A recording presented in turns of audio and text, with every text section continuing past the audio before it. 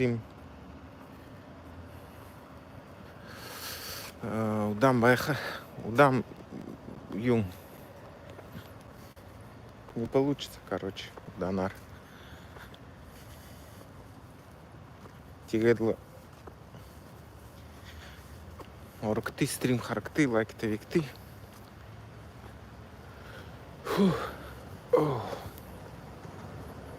За. О, ну тут можно хугатных за стрим. Я ух. В натуре что-то устал я вообще.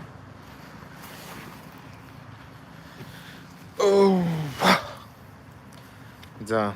Оркты, стрим, харкты, лайк-то, викты.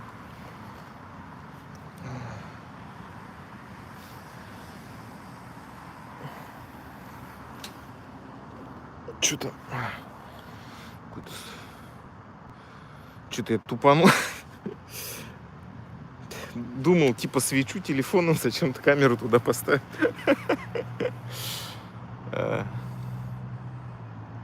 Хотел видео записать. Ладно, думаю. Так, что-то здесь. Хотя, наверное, везде, да? Машины, это дорога рядом просто. За оркты, лайки-то, викты, комментарии, башекты. Подписка ты, шо юнг спонсор нутболок ты. Ты даем бэха. Гыба дарха. Хрыкте тигет. Юнг гарх. Гарха. Спонсорство оформить, короче, такая тема. Да.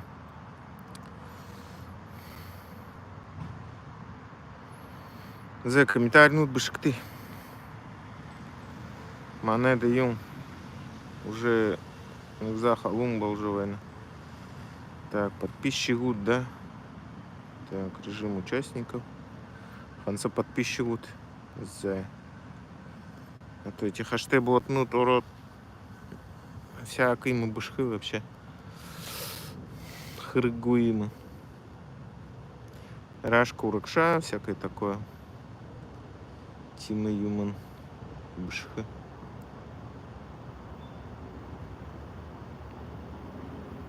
Зэх же.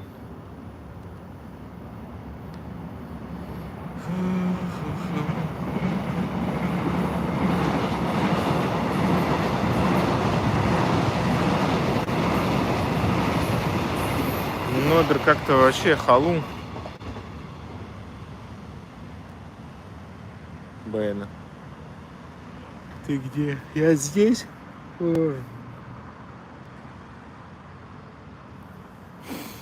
последнее время почему-то не могу нормально это. Вообще мало сплю, не могу нормально уснуть вовремя. Так, что, иногда еще пройтись, что ли? Ладно.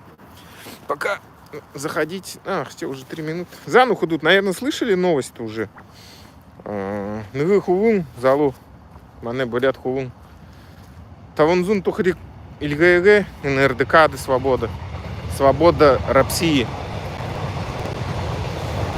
Ну, как сказать, спорный момент, конечно, надо было или нет. Ну ладно, суть-то не в этом, на самом деле. Суть-то в том, что...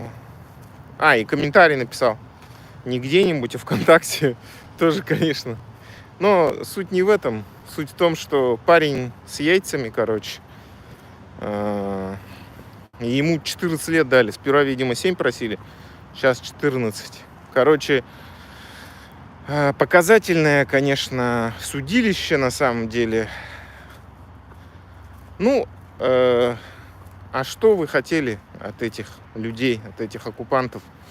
Они просто в очередной раз показывают свою сущность оккупантскую. Все это запугивание на своей земле. Ну, смотрите, вот какая вообще ситуация, по сути, да. Живет молодой парень, сколько ему, 22 или 23 года, 2003 года рождения, 22 года. 22 года пацану. Живет на своей земле, на земле своих предков, где исконная земля бурят-монгольская. всегда жили там.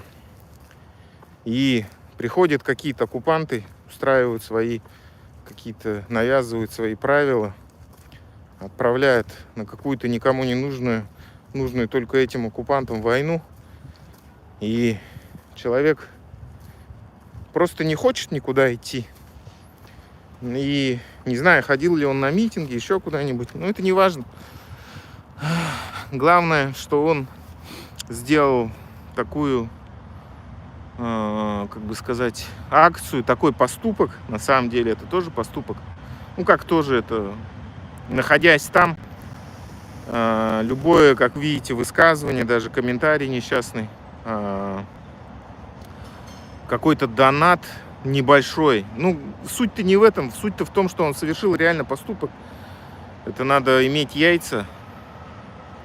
Понимаете, это называется идти против волны. Это сложно на самом деле, потому что основная масса, посмотрите, сколько их ушло на войну. Сколько их там уже удобряют, да, землю в Украине. Они испугались, ну, как сказать, поддались, короче, по сути. Поддались этой системе, которая нас угнетает, которая ничего хорошего нам не приносит, которая уничтожает наши природные ресурсы, нашу землю, наш народ убивает. Многие и физически сильные, и вроде духом, но я не знаю, что на них повлияло, почему они решили пойти на войну. Может, кого-то, как сказать,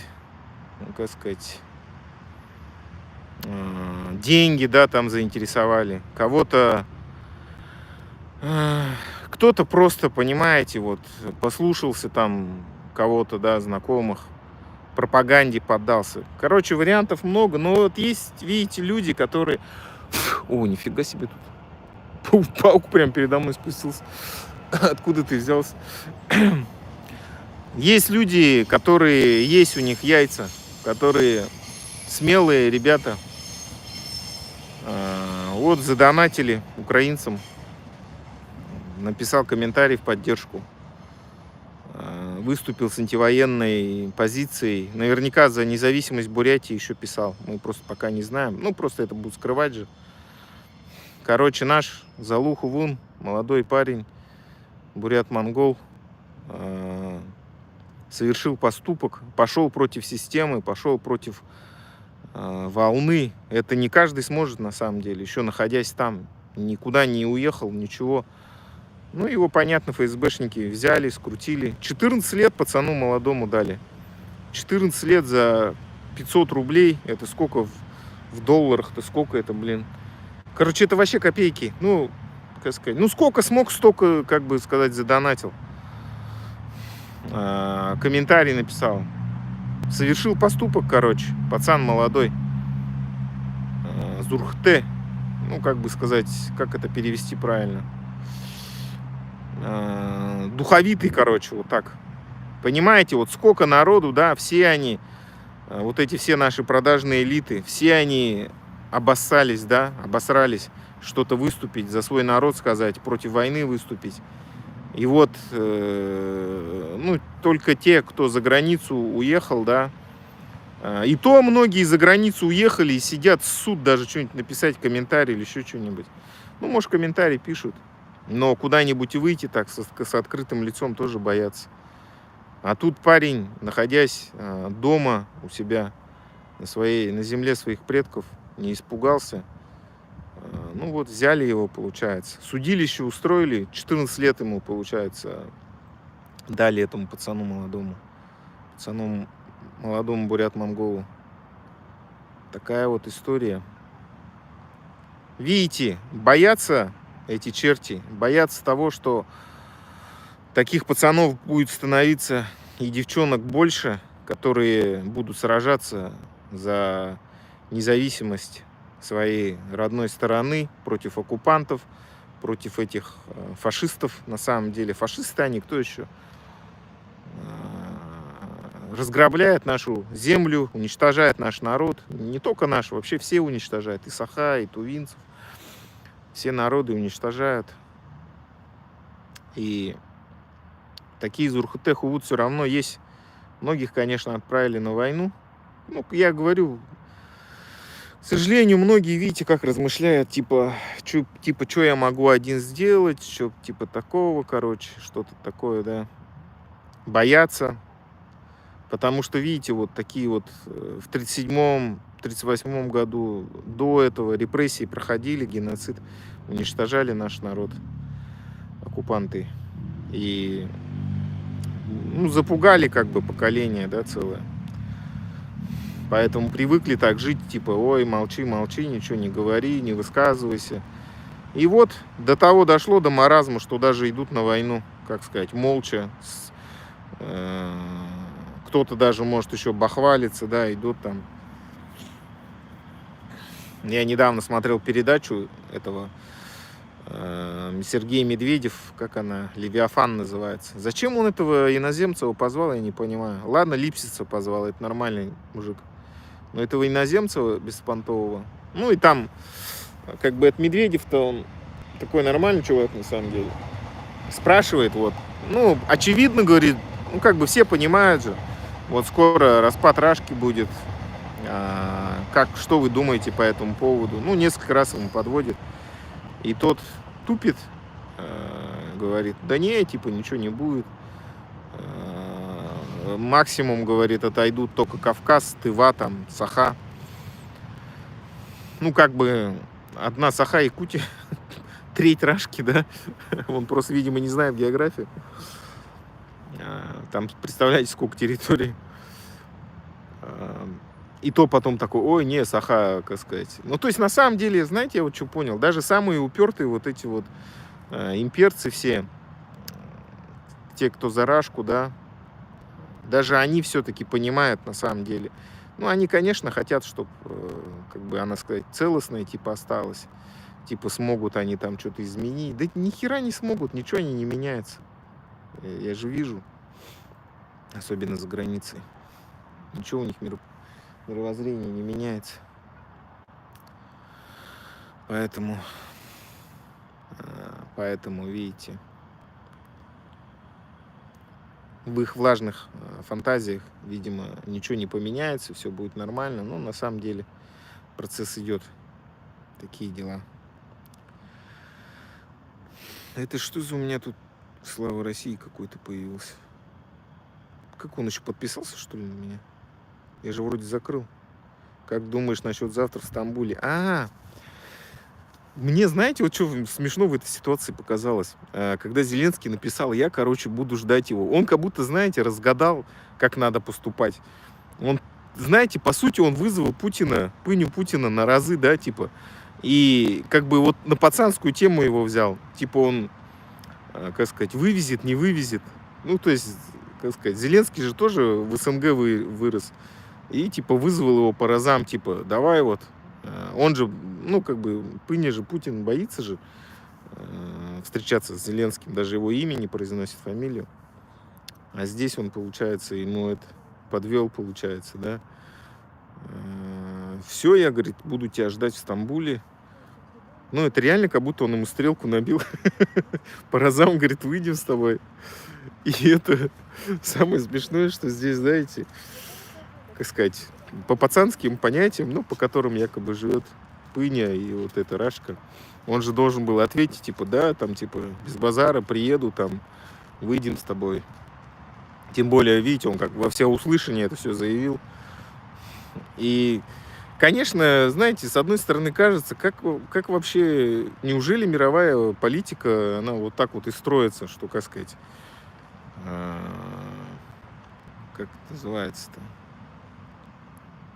Ну вот, какие-то вот реально какие-то пацанские понятия, вот это вот все.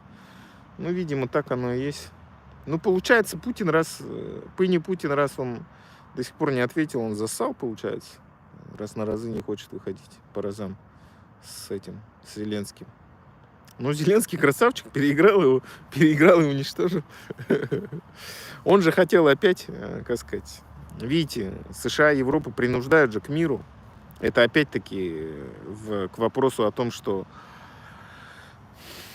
Рашка же говорит, вот, типа, мы там с фашистами боремся и так далее, против США. А США, наоборот, говорят, давайте завязывайте, давайте мир.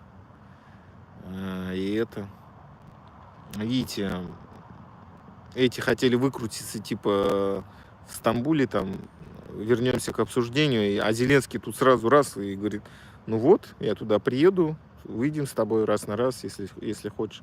На самом деле, если бы это, как сказать, реально произошло бы, было бы круто, конечно, если бы они вот так вопрос решили. Ну, это понятно из области фантастики, что они там раз на раз выждут. Но, по сути, этот жест такой он и есть. Типа, он же боится с ним встречаться лично, Путин-то, с Зеленским.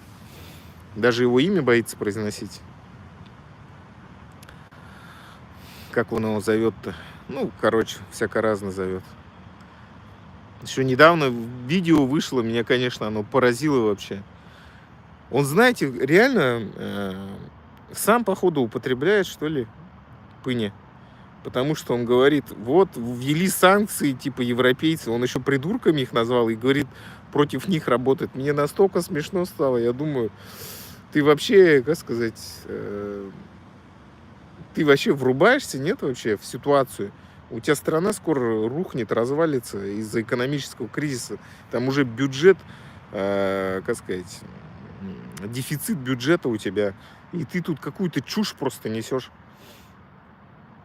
Реально он солевой, походу, что ли? Вместе с этой принимает соли. Как его?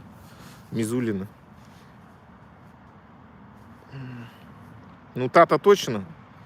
Что-то с ней нехорошее происходит явно. С такой речью, с такой интонацией. Она все время под веществами какими-то. Это точно. Потому что, ну, так нормальный человек не может себя вести. Да. Ну, нашу залу и Хувы Ава судилище устроили черти. 14 лет приписали. Но я думаю, он все равно не будет сидеть. Потому что быстрее Рашка это распадется, чем столько лет он отсидит. Вы видите, это все от бессилия они. К сожалению, народ наш запуган, отуплен, самое главное. Плюс еще, знаете, чтобы вообще идти как-то против системы, маленько все равно, знаете, надо думать своей башкой, принимать какие-то решения в жизни. Но основная масса, я знаете, что понял? Хочет жить, как сказать, хочет жить не напрягаясь, хочет жить так, как удобно. И, понимаете, на самом деле, какое-то усилие над собой сделать, чтобы маленько, как это сказать-то, маленько подумать своей головой, маленько что-то почитать, ну хотя бы чуть-чуть, да, что-то послушать. Это все равно усилия нужны. А когда за тебя все вот решают, да, типа вот эту вот пропаганду тебе, да, внушают, и ты типа на нее ведешься, ну может не веришь, но типа ведешься, типа, ну ладно, пусть будет так, да, про вот это, про величие Рашки, там, про эту Вторую мировую, да, что якобы победил Советский Союз. Хотя на самом деле вместе с Германией вместе развязали. Это победобесие, вы видели там, что происходит вообще? Устроили праздничный этот стриптиз в Курской области в честь Дня Победы. Ну это вообще, я уже думаю, до чего вообще докатилось? Они уже праздничный стриптиз устроили под Катюшу, там, выходила на берег Катюша, под нее стриптиз устроили и нормально это считают. Ну, там женщины, те курские. Это уже реально маразм какой-то. Представляете, стриптиз устроить в честь Дня Победы. Ну, тоже День Победы неправильное название, на самом деле. День скорби должен быть. 27 миллионов или сколько, 30-ку угрохали людей. Плюс в основном свои же уничтожили. И из-за этого радоваться. 20 лет же не было празднования этого. Сталин же вообще отменил сразу. Ну, потому что он понимал, что если он там начнет парад какой-то устраивать, его вот эти бывшие фронтовики его и сметут, потому что они же видели, что там происходило. Такую массу попробуй на площади, на Красной площади собрать, они как бы начнут спрашивать с него. Поэтому он боялся их, фронтовиков-то. Куда он их там отправлял же куда-то. Ну, то есть быстрее надо было ему политику сменить. Ну, потому что, страшные времена были на самом деле там. Людей уничтожали. Ну, сейчас, конечно, тоже, но сейчас еще и... Ну, хотя нет, что тогда, что сейчас подлость была, капец. Столько убийств, столько смертей. И возвращаясь к вот этому вопросу, да, о том, что, понимаете, людям очень легко жить, ну и это как бы исторически так еще сложилось в Рашке, да, что не напрягая свое серое вещество, люди привыкли жить в этом. И, как сказать, плюс, когда еще тебя пугают всякими уголовными делами и так далее, ну, вот так вот люди, короче, привыкают. Но чтобы, вот как вот этот парень, да, сделать какой-то шаг из вот этой вот массы, да, серой массы, что-то по-своему сделать, пойти против течения, да, поплыть, это же надо все равно усилия, понимаете? Поэтому этого парня, осуждать за то, что он там ВКонтакте написал или еще что-то, или, донат там. Понимаете, суть-то не в этом вообще. Суть в том, что он совершил поступок, на который у многих духа просто не хватит. Хоть они кем будь, хоть они там какие-то матерые спортсмены, хоть там мусора бывшие, хоть там, не знаю, огонь, воду прошли. Но на самом деле перед системой они просто вообще боятся. Они ссутся, да, можно сказать, перед системой. То, что вот система их покарает. Почему так происходит? У меня, наверное, ответ в том, что они, может быть, сталкивались когда-то с этой системой, с ее стороны. Они видели, какая-то система жесткая. И просто, никогда не хотели бы связываться с этой системой. Ну и плюс то, что, как сказать, у страха глаза велики. То, что от вот этого старшего поколения все это внушалось.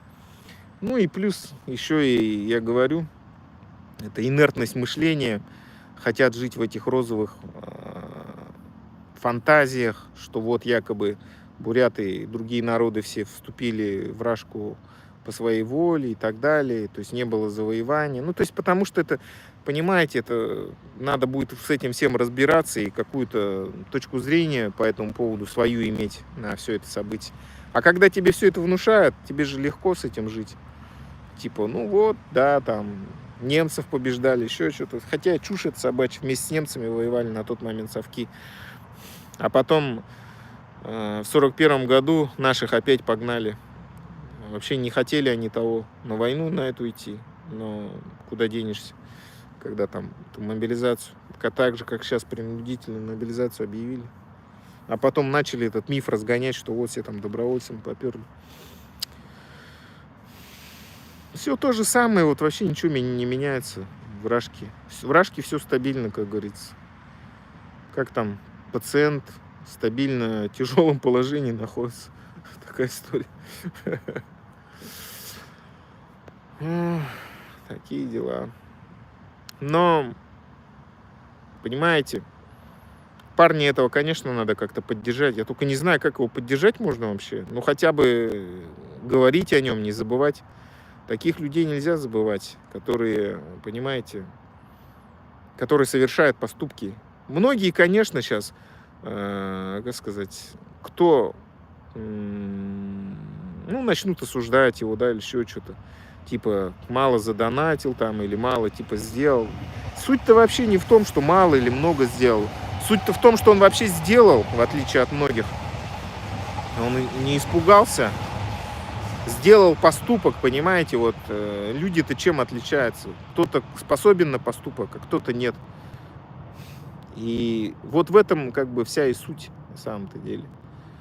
Пойти по течению плыть, да, пойти там подписать этот контракт, получить бабки, это многие могут, на самом деле. Как бы сказать, то, что в Рашке поощряется, да, стать для оккупантов хорошим, да, хорошим покоренным рабом, короче, да. А вот выступить против этой системы, выйти из ряда вон, да, как Цой пел, это мало кто может. Сесть на электрический стул или трон. Помните эту песню? «Мама, мы все тяжело больны». Ну, точно он про вот эту песню.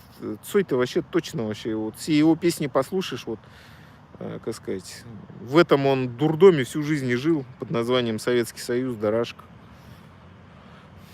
Я не знаю, он просто это все очень хорошо понял и все образно все это передал через песни, через стихи свои. Действительно, все тяжело больны. Послушайте эту песню, все станет понятно. Да вообще у него много песен отличных, которые просто вот это вот... Понимаете, это же тоже он борьбу вел с этим режимом, с этим обществом. Верил, конечно, но я-то не верю в то, что... Он, понимаете, вырос просто в Петербурге, в Ленинграде, среди этого общества. И, как сказать, я думаю, он потом бы разочаровался, конечно, в русском мире бы. Но он как бы искренний был, за что его и любили, Цоя. Он точно все описывал и искренний был. Искренний человек всегда подкупает. Ну, как не подкупает, а как ценится. Потому что таких, как сказать, ну, как Пыня, да, или как еще кто-то, их же, как грязь их, каждый второй такой, что-то ходит там, себе на уме, что-то там мышкует, что-то крысит, что-то потихоньку, да, там. Таких много. Таких людей, которые что-то из себя представляют, которые сами идут против течения и что-то сами даже создают, таких очень мало людей. Ну вот Цой был одним из таких людей, который мог идти против этой системы тогда, хотя это тоже было очень тяжело. В любой момент его могли сломать. Ну, в конце концов, его убили, я считаю. Просто убили. Ну, поняли, что этот человек будет идти до конца, и им ничего не оставалось, просто как его убить, да и все. Подстроили эту аварию. Такие дела. Ну, либо это какой-то рок просто произошел. Такие дела. Блин, спать охота. Надеюсь, сегодня нормально засну.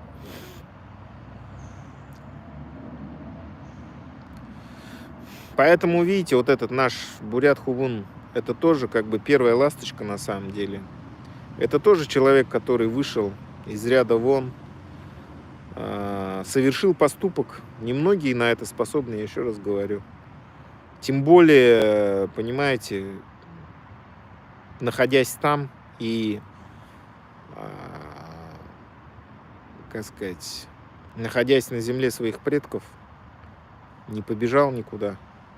И за свое мнение, за свою, как бы сказать, честность, за свою позицию сейчас страдает. Вот ему дали 14 лет. Просто человек. Хотя, представьте, пацан вообще молодой, 22 года. Кто в 22 года у нас, да, многие кого там за 40, за 50.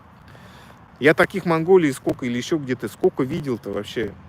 Он, конечно, он по жизни прошаренный какой-нибудь, хитрый там, знает, как бабки поднять, заработать, кого-нибудь обмануть. Ну, таких-то тоже навалом, да. Что-то там своровать где-то, что-то такое. Ну, таких тоже у нас хватает, да, к сожалению.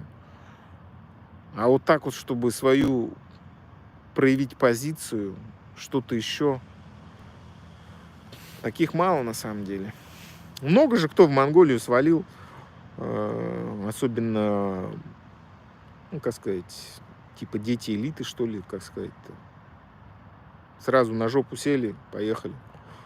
Еще потом боялись, что там, ну, там типа список же кто-то делал, кто там свалил, чтобы их ни туда не несли.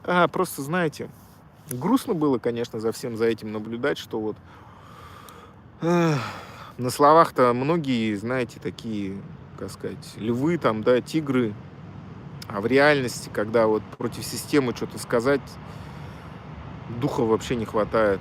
Хотя там реально вроде и физика позволяет, и все на свете, и бабки есть. А вот такие простые пацаны, молодые, духом не падают. Ну, что, респект пацану. В 22 года, не знаю, если честно, я 22 года вообще об этом даже не думал вообще, чтобы какое-то свое мнение иметь. Меня что тогда интересовало-то? Ну, вообще у меня совсем другие, вот, как сказать, вообще другие идеи были. Меня, честно сказать, по-моему, меня деньги интересовали на тот момент. И какой-то, знаете, как потусить. Это, знаете, вот только закончив вуз, поработав, да. Почему вообще у меня сформировалась моя как бы позиция, да? Я же вот говорю, я побывал просто, поработал в этом подведомственном учреждении. И, как бы сказать, изнутри, ну, я и до этого, конечно, видел, да, но изнутри я уже понял, что, по сути, в сфере, ну, в образовании я давно столкнулся, что там бесполезно вообще что-то делать, но и в сфере культуры. И я, как бы сказать, для себя просто вывод сделал, что вообще вся система в Рашке, все сгнило изнутри просто. То есть, понимаете, там везде все блат с самого верха, да, с самого пыни этого Путина все идет до самого низа. Хоть какой-то гениальный, талантливый или еще какой-то человек будь, ты просто в этой системе никогда ничего не добьешься, если у тебя там нет какого-то блата. Даже не то, что блат, ты еще и сам просто должен быть такой черт, короче, по жизни. Такой гнилой весь какой-то, делать то, что они хотят. Ну да, есть ребята, конечно, как сказать, вроде как с талантом, там, с этими. Но они тоже должны просто исполнять то, что от них требуют, что от них хотят. Понимаете? То есть ты должен уметь прогибаться, короче, в этом мире. Как этот Макаревич же пел, не стоит прогибаться. Ну, он, по сути, тоже красавчик оказался, Макаревич, что не прогнулся, по сути. Многие сдулись, но остались те, кто не сдулся, все-таки, по сути-то. Даже эти, знаете, как их там сдулись-то, всякие Ария там, кто. По сути, на самом деле, что мне до этого русского мира? Что они вообще? Это не моя культура, это не моя страна, это вообще не мои кумиры какие-то. Это вообще все было не мое, по сути. Это не представляло ни меня, ни мой народ. Мы просто, вот если так правде в глаза взглянуть, оккупированный народ, который, как сказать, вынужден был вот это вот все слушать, смотреть. Я вот еще тоже понял для себя английский, почему мы так плохо знаем. Мы же тоже его, как бурятский, 1 или 2 раза. Даже английский, походу, больше у нас был в неделю, чем бурятский. И то у нас там до 3-го или до какого. Ну, это вообще мало был бурятский язык. А чтобы что-то выучить, тебе надо... Вот русский был 6 часов, да, в неделю. Плюс русский язык. Почему мы знаем-то его все? 6 часов попробуй изучать неделю. Плюс все предметы тоже на русском. А если бы бурятский был 6 часов в неделю, и английский тоже 6 часов в неделю, и плюс мы бы все там на бурятском, все предметы бы изучали, конечно, мы бы все знали бурятский. А то, что нам в вину вот это еще ставят, вот вы, мол, там забыли язык. А как ты его не забудешь-то? Не то, что не забудешь, если ты его не будешь просто изучать. И из-за этого тебе еще комплекс какой-то насаживают. Вот якобы ты сам виноват. Ни хрена ты сам не виноват. Это система. Вот этот Александр Третий, который вообще по крови немец, по сути. И там и наполовину датчанин, что ли. Недавно как раз видео смотрел. Они вообще все эти цари-то реально были немцы в основном, там русских-то и не было. Ну, как сказать, это, по сути, тоже как бы не имеет значения, если так взять. Это просто говорит о том, что они, как сказать, ну, как бы это по всей Европе такая ситуация, конечно, была. Эти Виндзоры. Короче, суть в том, что все это не мое, все это... Понимаете, вот, смотрите, прожив столько лет, ты понимаешь, что твою культуру, твою идентичность, твой язык, все это специально уничтожали. Вот это Александр Третий, который для Путина, для Пыни Путина, его как бы этот, как называется-то, великий человек, его, ну, он его последователь, типа, он же ввел вот эту русификацию. Она, конечно, и до этого была, но он именно ввел русификацию, что вот, типа, надо народы не просто геноцидить, убивать, но еще и навязывать, уничтожать их культуру, их идентичность. И вот это вот началось навязывание именно тогда. А потом эти большевики все это продолжили. Ну и Пыня, конечно, тоже. Когда там с 2014 года уже это пошло-то все. Ну, тоже очень активно. Уничтожение наших языков. Ну, оно как... Не с 14-го, конечно, оно как сказать... Как с этого Александра Третьего, как пошло, так и идет до сих пор. Поэтому, видите, Мухудут, что я хочу вам сказать. Пока мы не обретем независимость, у них, понимаете, это государственная политика русификации, то есть это уничтожение наших языков, культуры, идентичности. Это их национальная политика, понимаете. Мы так и будем слушать вот этих всех и смотреть каких-то вообще не наших звезд. Почему нету на Первом канале там Мыдыгмы, допустим, или еще что-то, да? И они говорят, ну вот вы у себя где-то там слушаете. А где мы у себя будем слушать, если там, как сказать, их и не показывают нигде, да, там, только в инсте. Ну, кто-то слушает, конечно. И у тебя в школе даже твой язык не преподают нормально, как должны преподавать. Ну, что там один раз в неделю, и то этих самих... Где будешь готовить учителей бурятского языка, если даже университета даже нету, гребаного университета даже нету, который бы изучал твой язык родной. Даже факультета уже нету. Какой-то несчастная какая-то кафедра. Что это такое вообще? Это же позор какой-то. Кафедра несчастная, представляете? На целый народ даже нету университета, чтобы язык изучали там. Даже негде подготовить учителей бурятского языка. Кто тебе будет преподавать бурятский язык, когда у тебя даже твоего университета нету? У тебя даже этого факультета нету. Несчастная кафедра, там несколько человек. Какая у них вообще там квалификация? Кто знает вообще? Поэтому еще потом удивляются. И тебе же в вину ставят. Вот ты там не знаешь язык. Откуда ты его будешь знать, твою мать? Когда уничтожили, как сказать, даже его и не строили, то университет. Почему нет университета бурятского языка? Целый университет должен быть. Мы же, как сказать, республика отдельная, по сути. У нас что написано в Конституции? Государственный язык бурятский, ну и русский, да, пока что. У нас независимое правовое государство у нас написано в Конституции. А где у нас, как сказать, государственный язык? Нету его. Чушь это все. Попрана Конституция, за эту Конституцию надо бороться, воевать. Но видите, народ в таком отупении, он даже вообще не понимает ничего. Не понимает, что у него Конституция есть. Вот сейчас хотят уничтожить же, ну, уже начали уничтожать Алтай, республику. И хотят так все наши республики уничтожить тихой сапой. Между нашим, как сказать, нашими народами, сайотами, там, бурятами, венками хотят еще раздрай устроить. Как сказать, начинают вот эту вот гнилуху эту давить. Типа вот там у вас межнациональный конфликт. Ну, все чушь, конечно, собачья. Нету там ничего такого. Это вот и специально, как сказать, все наши народы тоже уничтожают на войне на это. Это же люди, понимающие, это все знают, все видят, что такое уничтожение идет, геноцид, по сути. Такие дела. Так что пока, Мухудут, не обретем независимость, хреновые наши дела будут. Причем, видите, за наш же, как бы, за наши же ресурсы нас и уничтожают. Вот в чем дело.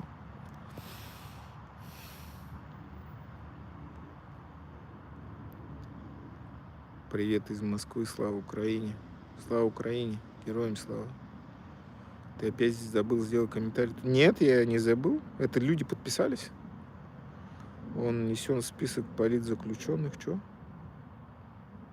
Как думаешь насчет завтра в Стамбуле?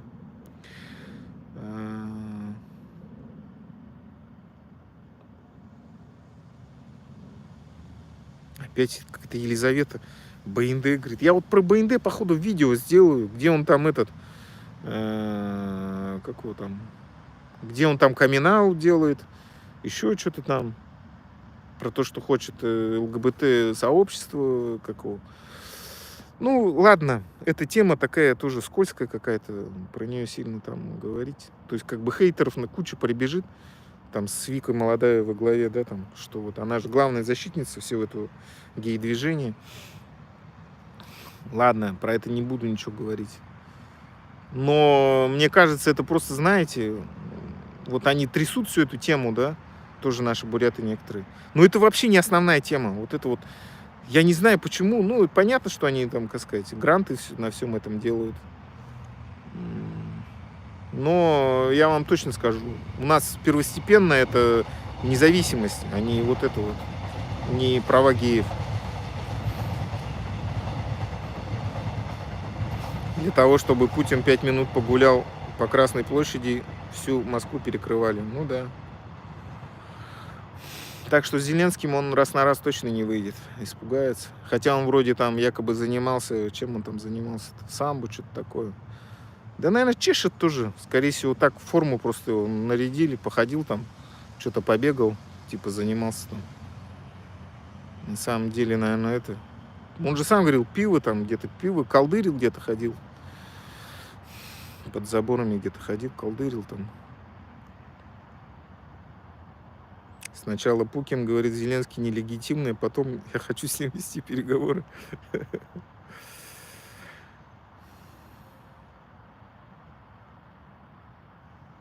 Что тут у меня какие-то подписались еще? Грустный член КПСС, блин. Ботов блокируют. Да, они еще и подписываются. Это новый уровень ботов. Они не просто комментируют, они еще подписываются.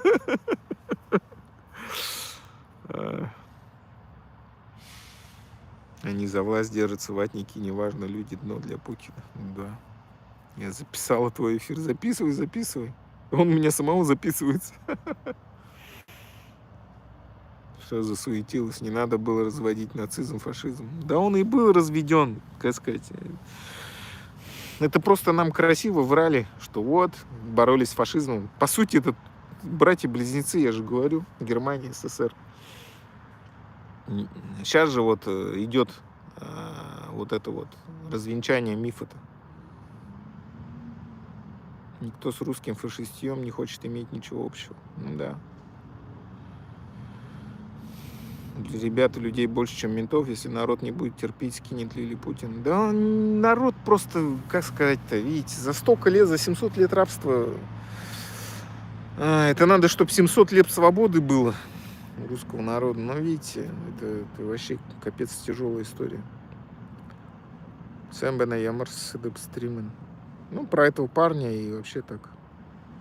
Ты стараешься за 15 рублей коммент, отвечать придется по той же статье, что и Путину. Ты соучастник геноцида.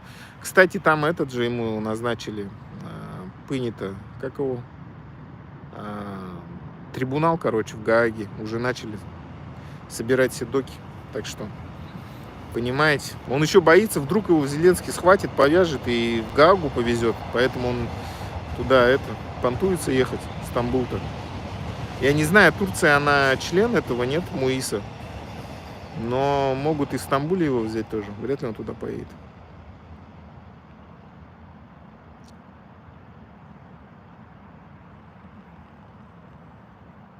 Алфавит русским придумали греки, матрешка не русская, пельмени не русские, балалайка не русская, еще не русский, ну да.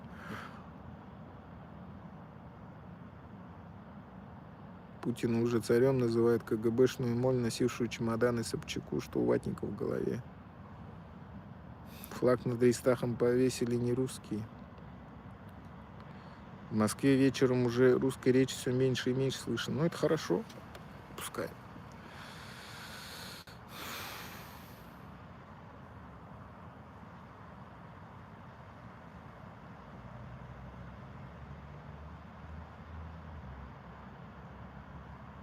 Так.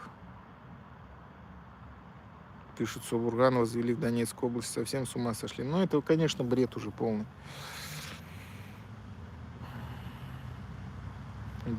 Чинитесь, это старая моль вас только отделила вас от мира. Люди живут как люди, а вы в болоте. Да, им бесполезно что-то объяснять. Я говорю им, понимаете, чтобы усилия надо совершить над собой, чтобы отказаться от всех фантазий, от этих, как сказать, что там величие, все такое. Там, фашистов победили. Кого победили-то, блин, сами фашисты.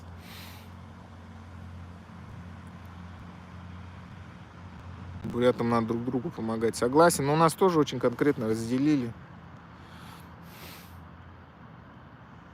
Грозный по матери Чингизид. Ну да, там, да, есть такая история. Потом там вообще же этот правил. Как его зовут-то? Блин. Ну там прям вообще татаро-монгол потом правил.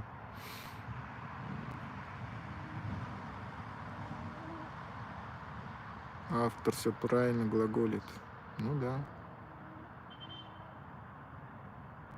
Русские на коленях плачут в комментариях, но продолжают слушать автора, смотреть стрим.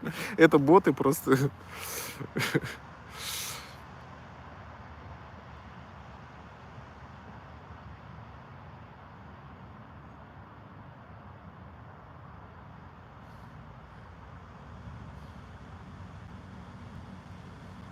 Так, ладно, я, наверное, буду заканчивать, что ли. Ой. Стримчик свой. Читаю комментарии. Меня видно или заблокировали? Никто не блокировал. Я только какого-то совсем уж отчаянного ботяру заблокировал. Какие кастрюли-то?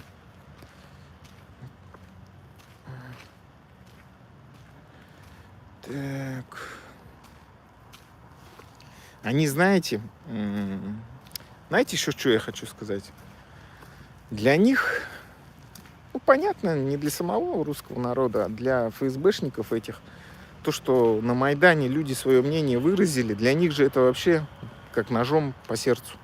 То, что люди, они же этого очень боятся, что люди смогут власть свои в руки взять. Но, честно говоря, там очень хорошо мусора эти работают. Да и сам народ-то, если честно, вы знаете, они же поддержат войну. Тупые. И не пойдут они за свои права бороться. Они будут сидеть все, бояться все. Каждый за свою шкуру. Так и будут, как сказать. Каждый народ реально заслуживает ту власть, которую имеет.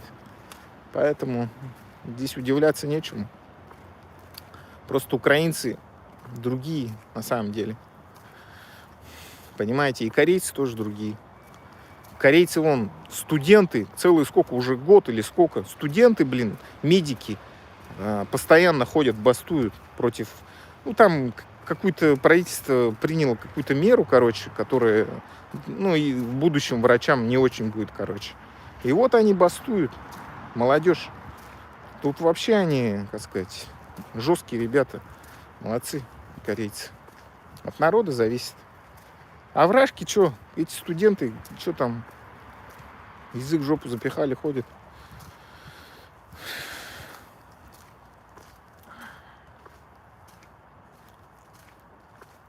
Еще один писатель бурят закрыли. Ну да, что-то такое там. Что-то сильные да смелые голову сложили в поле в бою. Мало кто остался светлой памяти с твердой рукой в строю. Ну да, тоже Цой. Цой все верно пел. Бурята подставляет ФСБшники, да.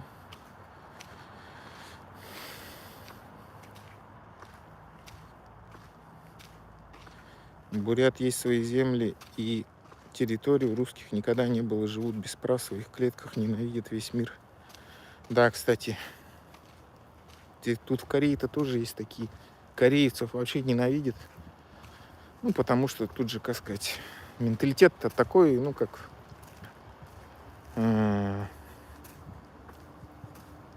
Ну, в работе надо, как сказать...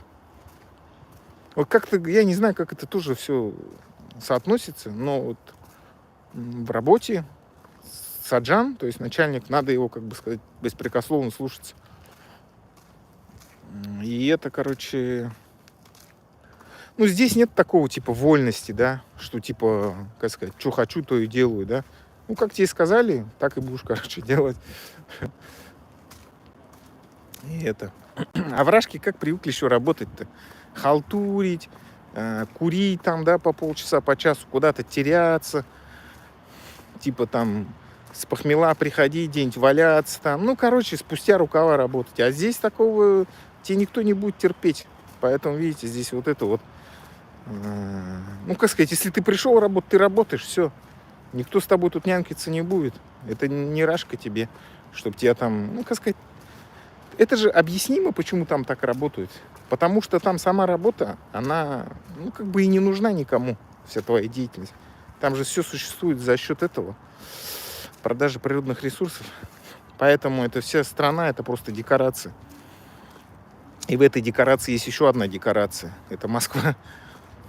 Поэтому это же с каких времен существует? С давних времен. То есть даже ученые же подвели как его, эффективность этой экономики советской в свое время. И оказалось, что она вся полностью, вся убыточная. То есть она вся датировалась, вообще вся экономика только за счет продажи нефти, природных ресурсов и все. То есть все, что они производили, все делали, это все нахер никому не нужно было. Поэтому там, ну, оно, соответственно, низкого качества было и все. И поэтому и ни наука, ничего там, ни медицина, ничего не развивалось. Потому что все это было убыточно. И они, видите, потом в свое время смекнули, что типа столько населения-то как бы и нахер не нужно для этих природных ресурсов. Это же их цель. Почему они вот народ так уничтожают, и свой русский тоже. Как сказать, меньше народу, типа больше кислороду, ядерка типа есть. Природные ресурсы много народу не надо, чтобы их качать.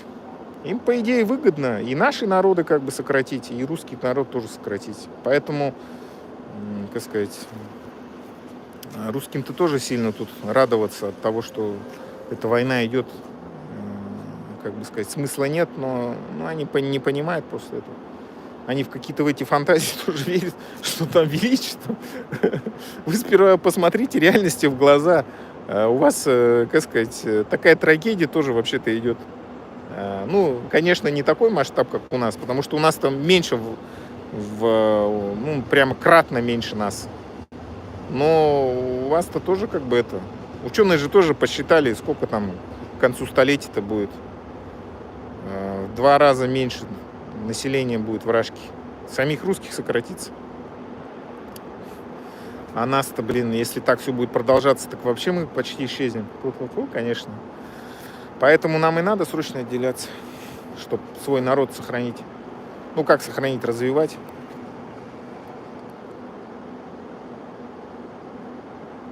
Тысячу лет жили на огромной территории. Кого бред какой? Кого это, блин? 1000 лет никто не жил вместе. Что за бред вообще? Надо хоть маленько историю учить. 1000 лет он, блин. Вы сколько лет с Кавказом воевали? Сколько с бурятами воевали? Сколько с другими народами? Чукчи так и не победили. Почему начали геноцидить, уничтожать, всякие анекдоты сочинять? Потому что не смогли так и победить чукчи. Так, ладно, я, наверное, все не буду читать комментарии. Буряты сами что ли. Я уже все это объяснял. Даже вот на таких тратить не буду время. Почему русским не плевать, почему они лезут в наши жизни. А там просто, видите, столько лет крепостного права и плюс жесткая деградация, похуже нашей. Потому что Ну вот, сколько лет, столетий продолжается это. Одна и та же история. Когда что всякие эти декабристы, что еще кто-то, все сваливают куда-то. Как кипиш какой-то начинается. Ну, в ссылку там или еще куда-нибудь. То этот философский пароход, то еще какая-нибудь история. Все умы-то постоянно их выпинывают же из рашки или уничтожают. А кто остается-то? Вот быдло одно и остается. А оно как будет развиваться-то? Соответственно, никак. И все, и, как сказать, и им внушают еще, вот вы великие, мол, туда-сюда. Они и верят. Но если они смогут пробудиться, это, конечно, хорошо будет. Ну, не знаю даже, честно говоря. Как этот Дудаев-то говорил, прогноз неблагоприятный. На самом деле, так оно и есть. Вообще, капец умный был человек, на самом-то деле. Жесткий. Ну, да, реально настоящий чеченец. Но, я думаю, у них таких еще людей много, так что они все равно обретут свою независимость одними из первых, на самом деле, несмотря на то, что сейчас у них творится. Ну ладно, на сегодня я, наверное, закончу. Зану худут, байрла, комментарий, бышты, лайки, тавикты, зену худут, дахинул затра, бай.